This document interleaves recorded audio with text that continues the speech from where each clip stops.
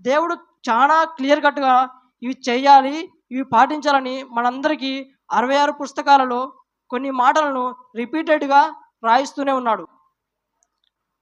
ఈ సమయంలో చిన్నటి ప్రార్థన చేసుకుని వాక్య సందేశంలోకి వెళ్ళిపోదాం. పరలోకమందున తండ్రి, గొప్పవాడా, పరిశుద్ధుడా, నీకు వందనాలు స్తోత్రాలు చెల్లిస్తున్నాం తండ్రి. నీ ప్రేమను బట్టి, కృపను బట్టి తండ్రి, ఈ పల్నాడు జిల్లా ప్రాంతంలో క్రీస్తు రాజ సువార్త మందిరంలో మొదటి రోజు అద్భుతంగా సాయంకాల సమయంలో సువార్త సభలో జరిగించినందుకు వందనాలు స్తోత్రాలు చెల్లిస్తున్నాం. అదేవిధంగా తండ్రి, రెండవ దినాన తండ్రి సాయంకాల సమయంలో తండ్రి సువార్త సభలో జరగడానికి సహాయం చేయమని వేడుకుంటున్నాం తండ్రి. అందు నిమిత్తమే ఈ ఉదయకాల సమయంలో మేమందరం తండ్రి ప్రార్థనలు చేస్తుండగా మా ప్రార్థన మీరు ఆలకించండి. వచ్చిన బిడ్డలందరూ మీరే దీవించి ఆశీర్వదించమని, వినుచున్న వారందరికీ విశ్వాసం దయచేయమని ఈ చిన్ని ప్రార్థన ప్రభుని యేసుక్రీస్తు నామమున అడిగి వేడుకుంటున్నాం తండ్రి. ఆమేన్. హల్లెలూయా. ఈ సమయాన్ని ఇచ్చిన స్థానిక సంఘ కాపరైనటువంటి లాజరయ్య గారికి ప్రత్యేకమైన వందనాలు తెలియజేస్తున్నాను. ఒక విద్యార్థి స్కూల్కి వెళ్ళినప్పుడు ఎగ్జామ్ రాస్తారు కదా, 10th క్లాస్ కానీ, ఇంటర్ కానీ, డిగ్రీ కానీ, ఆ రాసే ఎగ్జాము పాస్ కావాలనుకుంటే ఏ క్వశ్చన్లు చదువుతాడు? 100కి 100 మార్కులు కావాలంటే ఏ క్వశ్చన్లు చదువుతాడు? 100కి 100 కావాలంటే ఏం చదువుతాడంటే important, very important, most important, very most important కదా. పాస్ కావాలనుకుంటే ఏం చదువుతాడంటే వెరీ మోస్ట్ చదివితే సరిపోతుంది. 100కి 100 మార్కులు రావాలంటే ఏం చదువుతాడు? అన్నీ చదవాల్సిందే. ఇంపార్టెంట్ చదవాల్సిందే, వెరీ ఇంపార్టెంట్ చదవాల్సిందే, వెరీ వెరీ ఇంపార్టెంట్ చదవాల్సిందే, most important, very most important చదవాల్సిందే. అదేవిధంగా బైబిల్ గ్రంథంలో దేవుడు మనకి 66 పుస్తకాలు ఇచ్చాడు కదా. 66 పుస్తకాలలో ప్రజలందరికీ కొన్ని మోస్ట్ ఇంపార్టెంట్ ఆయన దృష్టిలో ఉన్నాయి. ప్రాముఖ్యమైన 9 అంశాలు మీ ముందుకు పెట్టబోతున్నాను. మొట్టమొదటిది హెబ్రీ 11:6. ఇది అందరికి తెలిసిన వాక్యమే. విశ్వాసం లేకుండా దేవునికి ఇష్టడైనట, విశ్వాసం లేకుండా దేవునికి ఇష్టడైనట సాధ్యమేనా? విశ్వాసం లేకుండా దేవునికి ఇష్టడైనట సాధ్యమేనా? అసాధ్యం. ఏబేలు ఏ విధంగా నీతిమంతుడుగా తీర్చబడ్డాడు? విశ్వాసం మూలంగానే, అంతే కదా. అంటే విశ్వాసంలో ఎంత ప్రాముఖ్యమైనది ఆలోచించండి. ప్రతి ఒక్కరు విశ్వాసం కలిగి ఉంటేనే ఆయన వాడమని పిలుచుకుంటాం, ఆయనకి ఇష్టడుగా ఉంటాం. అదేవిధంగా గలతీ 3:7 చదువుకుందాం. మనం ఈ లోకంలో శరీర సంబంధాలు వెతుకుతుంటాం. అన్న తమ్ముడు, అక్క చెల్లెలు, భార్య భర్త, ఇంకా తండ్రి కుమారుడు, తండ్రి కూతురు అని. ఇక్కడ ఎలాంటి సంబంధం గురించి మనకు దేవుడు చదివిస్తున్నాడు అనేది గలతీ 3:7. విశ్వాస సంబంధులే. మనం దేవుని మందిరంలో చేర్చబడిన ఆత్మీయులంతా ఎవరంట? విశ్వాస సంబంధులు. మన ఆత్మీయులంతా విశ్వాసానికి సంబంధించిన వారమే మనందరం ఉండాలి. ఒకరికి ఒకరు మనం ఏం చేయాలి? ప్రార్థన చేయాలి. ప్రార్థన ఎలా ఉండాలంటే, యేసుక్రీస్తు ప్రభు వారు ఒక రోగి దగ్గరికి వచ్చి ఏమంటాడు? ప్రభువా, నా రోగం స్వస్థపరిచి అంటాడు. ఆయన ఏమంటాడంటే, నీకు విశ్వాసం ఉందా? అంటే విశ్వాసం అనేది ఎంత ప్రాముఖ్యమైనదో మనం వింటున్నాం. కాబట్టి విశ్వాస సంబంధం అనేది మన అందరిలో ఉండాలి. అందరిలో ఒకే విశ్వాసం ఉండాలి. విశ్వాసం ఒకటే అని బైబిల్ ఉంది కదా. యేసుక్రీస్తు ప్రభునందు మనము విశ్వాసం ఉంచాలి. రెండవది మనం తెలుసుకుందాం. రెండవది అపొస్తలుల కార్యము 17:30. మొదటిది మనం తెలుసుకున్నాం విశ్వాసం గురించి. రెండవది అపొస్తలుల కార్యము 17:30. ఆ అజ్ఞాన కాలమును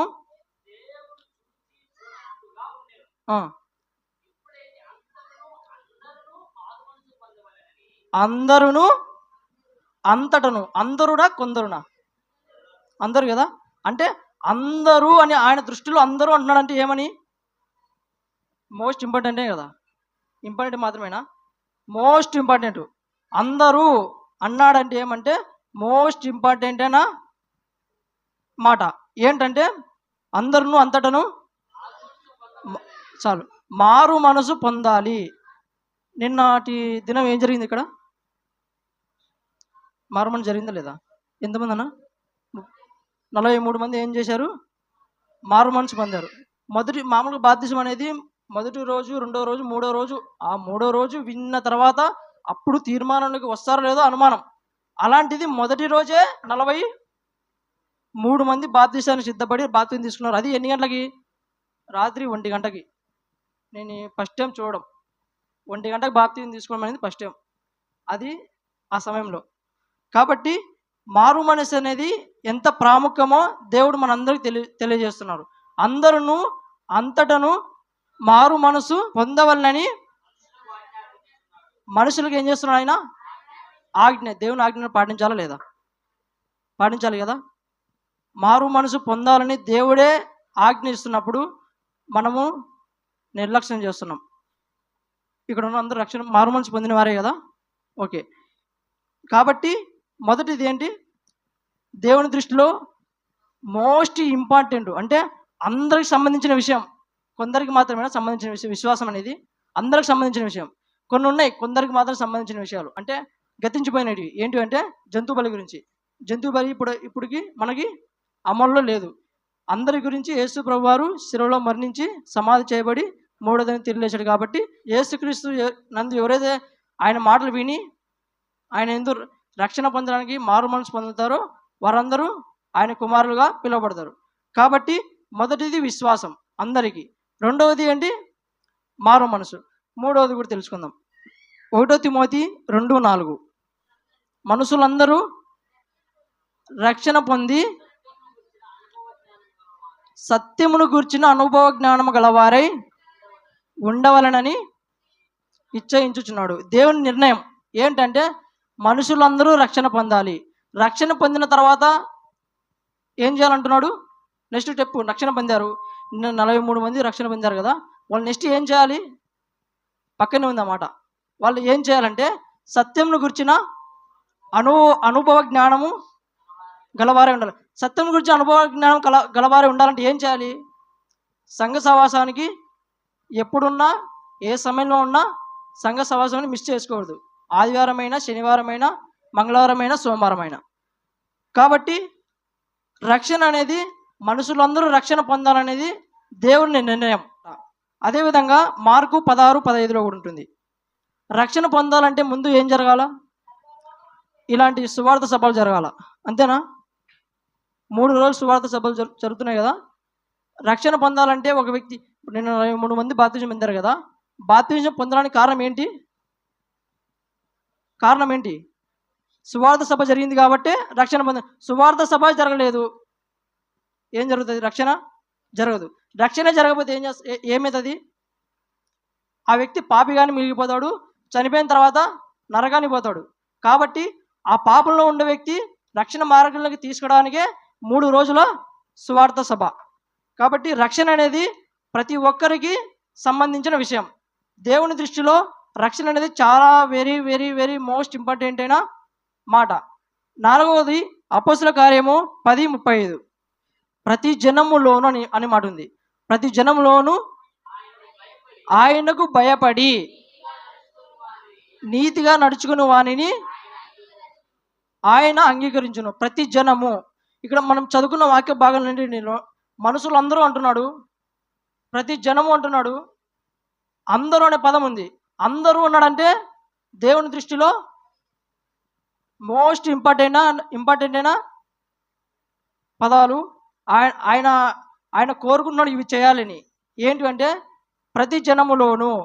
అది జనం అంటే ఇంకా అన్ని వర్గాలు, కులం లేదు, మతం లేదు, ప్రాంతం లేదు, వర్గం లేదు, ఎవరైనా సరే వారందరూ దేవుని యందు భయభక్తులు కలిగి ప్రతి జనములోనూ నీతిగా ఉండాలనేది దేవుడు కోరుచున్నాడు. నీతి లేకుండా ఎవరైనా పరలోక రాజ్యానికి వెళుతారా? వెళ్ళాం. కాబట్టి ప్రతి ఒక్కరు నీతిగా జీవించాలనేది ఆయన కోరిక, ఆయన నిర్ణయం. 5వది వచ్చేసి హెబ్రీ 12:14 ఇక్కడ ఏముంది? అందరితోనా కొందరితోనా? అందరితో సమాధానమును పరిశుద్ధతయు కలిగి ఉండుటకు ఏం చేయాలి? ప్రయత్నం చేయాలి. ప్రయత్నం చేస్తేనే కదా దాంట్లో. ప్రయత్నమే చేయం, పలికినింపు ఉండాలి కదా. ఇక్కడ ఏమంటున్నాడు? ప్రయత్నం చేయమంటున్నాడు. మనం ప్రయత్నం చేద్దాం, తర్వాత ఆ వ్యక్తి మాట్లాడకపోయినా పర్వాలే, మన వరకు ఏం చేయాలి? ప్రయత్నం. ఇక్కడ ఏముంది? ప్రయత్నం అనేది ఉంది కదా. ప్రయత్నం చేయాలి. సమాధానం అనేది అందరితో సమాధానం పడాలని దేవుడు కోరుకుంటున్నాడు. మత్తయి సువార్తలో ఒక మాట ఉంటుంది, సమాధాన పరచువారు ధన్యులు, వారు దేవుని కుమారులు అనబడుదురు. దేవుని కుమారులు కావాలంటే ఏం చేయాలంటే సమాధాన పరచాలి. సమాధాన పరచకుండా నేను దేవుని కుమారుని అనుకుంటే మనము మోసపోయినట్లే. దేవుడు చాలా క్లియర్ కట్గా ఇవి చేయాలి, ఇవి పాటించాలని మనందరికీ 66 పుస్తకాలలో కొన్ని మాటలను రిపీటెడ్గా రాయిస్తూనే ఉన్నాడు. విశ్వాసం అనేది ఆది కాండము నుంచి ప్రకటన గ్రంథం వరకు ఎన్నో చోట రాయబడింది. విశ్వాసం అనేది రిపీటెడ్గా ప్రతి పుస్తకంలో ఉంటుంది విశ్వాసం గురించి. అదేవిధంగా మారు మనసు గురించి కూడా ఈ రిపీటెడ్గా చాలాసార్లు దేవుడు తన ప్రవక్తల ద్వారా, యేసుక్రీస్తు వారి ద్వారా ఎన్నో విధాలుగా దేవుడు మనందరూ సెలవిస్తారు. రక్షణ అనేది చాలా అన్ని గ్రంథాల్లో దాదాపుగా రక్షణ గురించి ఉంటుంది. అదేవిధంగా నీతి గురించి ఆదికాండం నుంచి ప్రకటన వరకు రిపీటెడ్గా ఉంటుంది. అదేవిధంగా సమాధాన పరచువారు ధన్యులు, వారు దేవుని కుమారులు అనబడుదురు. అందరితో సమాధానంగా మనం ఉండాలి. అదేవిధంగా ఎఫెసీ 2:16 చదువుకుందాం. అందరితో సమాధానంగా ఉంటాము. అదేవిధంగా ఇంకా ప్రాముఖ్యంగా ఎవరితో సమాధానంగా ఉండాలంటే మనుషులతో మాత్రమే సమాధానంగా ఉంటే సరిపోతుందా? ఎఫెసీ 2:16 చదవండి. ఇదేముందంటే దేవునితో సమాధానం. మనుషులతో సమాధానం పడడం వేరు, దేవునితో ఏం చేయాలా అంటే మనకి దేవునితో సమాధానం పడాలి, అదేవిధంగా ప్లస్ మనుషులతో కూడా సమాధాన పడాలి. కాబట్టి మనము రక్షణ పొందాము, మారు మనసు పొందాము, నీతిగా జీవిస్తున్నాము. తర్వాత ఏం చేయాలి? సమాధానం అనేది ఆయన దృష్టిలో వెరీ మోస్ట్ ఇంపార్టెంట్. కాబట్టి మనమందరము మనుషులతో సమాధానం పడాలి, దేవునితో కూడా సమాధాన పడాలి. తర్వాత ఆరవది కూడా తెలుసుకుందాం. దేవుడు లోకంలో ఎంతో ప్రేమించను. దేవుడు మనల్ని ప్రేమించాడు కాబట్టి తన కుమారుని ఈ లోకాన్ని పంపాడు. మనం ఏం చేయమంటున్నాడు? నిన్ను వాళ్ళే ప్రేమించాడు. అదేవిధంగా తండ్రి అయిన దేవుని కూడా ప్రేమించాలి. మనం మనుషుల్నే ప్రేమించుకుంటే దేవుని ప్రేమిస్తాం, కనపడే వ్యక్తిని ప్రేమించలేకపోతే అంటే అతని ఇబ్బందుల్లో, అతని కష్టాలలో పరామర్శించాలి. మనం మేలైనది చేయనరియు అలాగూ చేయకపోవడము పాపం అనమాట. అంటే మన స్తోమత మేలు చేయాలని మన స్తోమత ఉంటుంది, అలాగ మేలు చేయకపోతే దేవుని దృష్టిలో పాపం చేసిన వారు అవుతాం. కాబట్టి మనము పొరుగు వారిని ప్రేమించాలి, దేవుని ప్రేమించాలి. మరి ముఖ్యంగా ప్రేమ అనేది కూడా కొందరికి మాత్రమే, అందరికీ. దేవుని దృష్టిలో వెరీ మోస్ట్ ఇంపార్టెంట్ అయిన ఆజ్ఞ ప్రేమ అనేది. కాబట్టి మనమందరం ప్రేమ కలిగి జీవించాలి. అదేవిధంగా గలతీ 5:14 ఉంటుంది, నిన్ను వల్ల నీ పొరుగు వారిని ప్రేమించాలి. మత్తయి సువార్త 22:37 ఉంటుంది, అందుకు ఆయన నీ పూర్ణ హృదయంతోనూ, నీ పూర్ణ ఆత్మతోనూ, నీ పూర్ణ మనస్సుతోనూ దేవుడైన ప్రభువును అనున్నది. దాని ప్రక్కన ఏముంటుందంటే నిన్ను వల్ల నీ పొరుగు వారిని ప్రేమించాలి. అంటే 100కి 100% నేను చెప్పాను కదా, మోస్ట్ ఇంపార్టెంట్. ఇది మోస్ట్ ఇంపార్టెంట్ కాబట్టి ఆయన పూర్ణ హృదయంతో, అంటే ఆయన దృష్టిలో ఏమి మోస్ట్ ఇంపార్టెంట్. కాబట్టి మనం ఈ లోకంలో దేవుని ప్రేమించాలి, మనుషులను కూడా ప్రేమించాలి. కాబట్టి మనము 6వదిగా ప్రేమ గురించి తెలుసుకున్నాం. 7వది ప్రసంగి 12:13. దేవుని యందు భయభక్తులు కలిగి ఉండి ఆయన కట్టడలను అనుసరించి నడుచుచుండవలెను. ఇదే విధి అన్నాడంటే ఏమని? మానవ కోటికి. నేను చెప్పాను కదా, అందరూ అనే పదం నిన్నాం ఇందాక, అంతటా అనే పదం విన్నాం. ప్రజలందరూ, మనుషులందరూ. ఇక్కడేముంది? మానవ కోటికి చివరిలో మానవ కోటి అన్నాడంటే ఏమి? చిన్నపిల్లల కాడి నుంచి పెద్దల వరకు. ఈ వచనం చదువుకుందాం.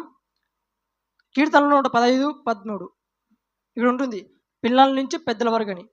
కీర్తనలు 115:13 మానవ కోటికి ఆయన సెలవిస్తున్నాడు.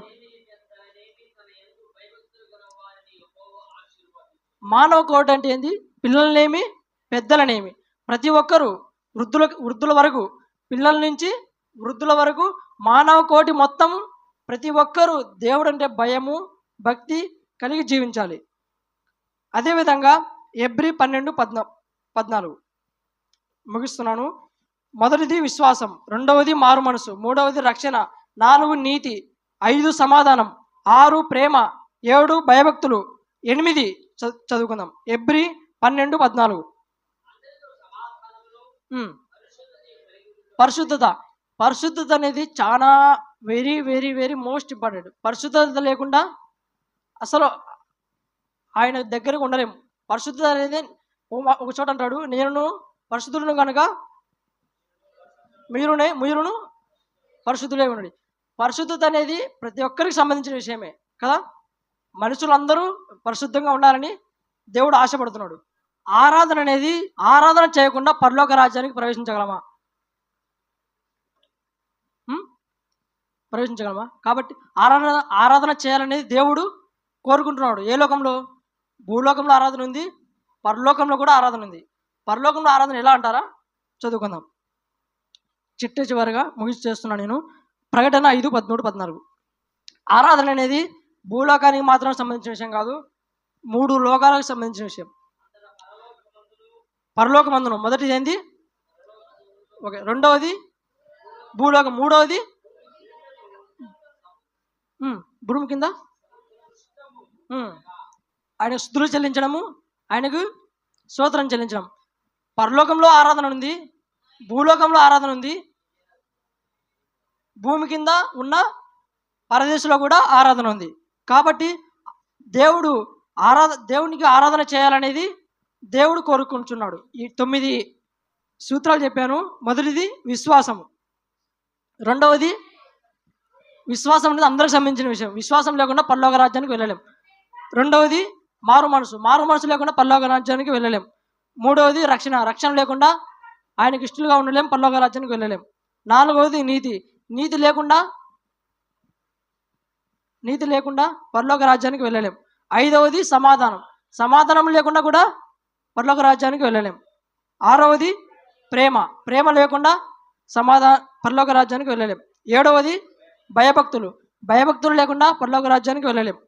8 పరిశుద్ధత లేకుండా పరలోక రాజ్యానికి వెళ్ళలేం. చివరి ఆరాధన చేయకుండా పరలోక రాజ్యానికి వెళ్ళలేం. ఈ 9 అనేది ఆయన దేవుని దృష్టిలో very very very most important అయిన అంశాలు. కాబట్టి మనమందరము ఎవరైతే రక్షణ పొంది ప్రభులో జీవించాలో, ఆయన వాడుగా మనము అనుకుంటున్నామో, ఈ 9 అంశాలను దేవుని దృష్టిలో అతి ప్రాముఖ్యమైన అంశాలను మనం విన్నాం. కాబట్టి వాటన్నిటిని మనలా మనం గుర్తు చేసుకుంటూ, వీటిలో మనం చనిపోయేంత వరకు వీటిని పాటిస్తూ, మరణము అనంతరము ఆయన ఉన్న లోకంలో మనం చేరాలన్నదే ఆయన కోరికను మనం నెరవేర్చాలి. కాబట్టి మనము ఉన్న కాలంలో, మనకి జీవిత ఆయుష్ ఉన్నంత కాలంలో 10 మందికి సువార్త ప్రకటిస్తూ, సువార్త ప్రకటించకపోయినా సువార్త చేసేవారిని పంపాలంటే మనం వారి కోరి ఏం చేయాలి? ఖర్చు చేయాలా లేదా? ఓకే, ఖర్చన్నా చేయాలి, మనమన్నా వెళ్ళాలి. రెండిట్లో ఏదో చేయాలి. ఓకేనా? కాబట్టి దేవుడు మన ద్వారా 9 ప్రాముఖ్యమైన అంశాలు వినిపించాడు. కాబట్టి ఇవి విన్న లేఖన భాగాలన్నింటినీ మన హృదయంలో భద్రపరుచుకొని వాటి ప్రకారం జీవించాలని దేవుడు ఆశపడుచున్నాడు. ప్రార్థన చేసుకుందాం. అద్భుతం చేయుమయ్యా నా జీవితంలో, నిన్నే నమ్మి ఉన్నానేసయ్యా. అద్భుతం చేయుమయ్యా నా జీవితంలో, నిన్నే నమ్మి ఉన్నానేసయ్యా. నిన్నే నమ్ముకున్నాను, నీ వంటి వారు ఎవరయ్యా. నిన్నే నమ్ముకున్నాను, నీ వంటి వారు లేరయ్యా. నిందలు అవమానాలు సహించుకుంటూ నీ రెక్కల నీడనే ఆశ్రయించాను.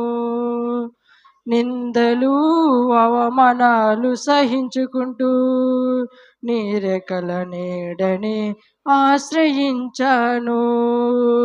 నీ వాగ్దానములను చేతపట్టి, నీ వాగ్దానములను చేతపట్టి నీ ముఖముపై దృష్టి ఉంచినానయ్యా, నీ ముఖముపై దృష్టి ఉంచినానయ్యా. అద్భుతం చేయుమయ్యా నా జీవితంలో, నిన్నే నే నమ్మి ఉన్నానేసయ్యా. అద్భుతం చేయుమయ్యా నా జీవితంలో, నిన్నే నే నమ్మి ఉన్నానేస్. ప్రార్థన చేసుకుందాం. పరలోకమున్న తండ్రి, గొప్పవిడ, పరిశుద్ధుడానికి వందనాలు స్తోత్రాలు చెల్లిస్తున్నాం తండ్రి. నీ వాక్యం ద్వారా తండ్రి నా ద్వారా మాట్లాడినందుకు వందనాలు స్తోత్రాలు చెల్లిస్తున్నాం. అవును తండ్రి, ప్రతి ఒక్కరు తండ్రి విశ్వాసం కలిగి జీవించాలని, మారు మనుషులు కలిగి జీవించాలని, రక్షణ కలిగి జీవించాలని, నీతిగా జీవించాలని, ఈ లోకంలో తండ్రి సమాధానంగా జీవించాలని, ప్రేమ కలిగి జీవించాలని, భయభక్తులు కలిగి జీవించాలని, పరిశుద్ధతతో జీవితం ప్రతి క్రైస్తవుడు జీవించాలని, అదేవిధంగా ఆరాధన కూడా ఈ లోకంలో మేము చేయాలని మా అందరితో మీరు మాట్లాడినందుకు వందనాలు స్తోత్రాలు చెల్లిస్తున్నాం. ఈ 9 తండ్రి ప్రాముఖ్యమైన నీ ఆజ్ఞలను, అవును తండ్రి, మరిన్ని ఆజ్ఞలతో పాటు ఈ 9 ఆజ్ఞలు కూడా మేము ప్రతి ఒక్కరు తండ్రి దృష్టిలో ఉంచుకొని మేము వీటన్నిటిని పాటిస్తూ ఈ లోకంలో తండ్రి మేము తండ్రి యథార్థంగాను, నీ దృష్టిలో నీతిగాను, అవును తండ్రి, మేము జీవించే భాగ్యాన్ని దయచేయమని వేడుకుంటున్నాం తండ్రి. ప్రతి కూడా ఎవరైతే రక్షణ మారు మనసు లేదో ఇంకా వారందరూ రక్షణ మారు మనసు పొందే భాగ్యాన్ని దయచేయమని తండ్రి. మనుషులందరూ రక్షణ పొందాలని నేను నిర్ణయం తండ్రి. ఈ రక్షణ పొందేందుకు తండ్రి చక్కటి మందిరాన్ని దయచేసినందుకు వందనాలు స్తోత్రాలు చెల్లిస్తున్నాను. క్రీస్తు రాజ సువార్త మందిరాన్ని లాజరు అయ్య గారి ద్వారా తండ్రి విశ్వాసులందరినీ తండ్రి నీ వారుగా నీ సంఘంలో చేర్చుకున్నందుకు వందనాలు స్తోత్రాలు చెల్లిస్తున్నాను తండ్రి. మరి తండ్రి ఈ సంఘం తండ్రి దినదినం తండ్రి అభివృద్ధి చెందే భాగ్యాన్ని దయచేయమని తండ్రి. తండ్రి కడప పట్టణం నుంచి తండ్రి మా నాన్నగారిని, అదేవిధంగా రవి గారిని, వినయ్ గారిని, అవును తండ్రి నలుగురిని తండ్రి క్షేమకరంగాను ఈ ప్రాంతానికి అడిగుపుల ప్రాంతానికి నడిపించి తండ్రి మొదటి రోజు తండ్రి అద్భుత రీతిగా సువార్త సభలు నడవడం జరిగించి, అదేవిధంగా తండ్రి ఈ 2వ దినాన సాయంకాలం జరగబోయే సువార్త సభలను మీరే దీవించి ఆశీర్వదించి మరి ఎక్కువ తండ్రి నీ వాక్యాన్ని వినేందుకు ప్రతి ఒక్కరూ ఆలస్యం చేయకుండా, అశ్రద్ధ చేయకుండా, శ్రద్ధతోను, అవును తండ్రి ఎందుకు భయభక్తులు కలిగి జీవించేవారుగాను, నీ వాక్యాన్ని విని అవును తండ్రి రక్షణ పొందిన వారు సత్యముల గురించి అనుభవ జ్ఞానం దినదినము నేను అభివృద్ధి చెందుతూ, రక్షణ లేని వారు రక్షణ పొందేందుకు ఏం చేయాలని దేవజనుని అడిగి రక్షణ పొందే భాగ్యాన్ని తెచ్చమని, రక్షణను ఇంత గొప్ప రక్షణను నిర్లక్ష్యం చేసిన ఎడల ఎలాగో తప్పించుకుందని నేను వాక్యం చెల్లిస్తుందండి. రక్షణ నిర్లక్ష్యం చేయకుండా అవును తండ్రి ఈ లోకంలో మీరు జీవించే భాగ్యం తెచ్చిందండి. ఈ చిన్న ప్రార్థన పరిబడి యేసుక్రీస్తు నామమున అడిగి వేడుకుంటున్నాం తండ్రి. ఆమేన్, ఆమేన్. అందరికీ వందనాలు.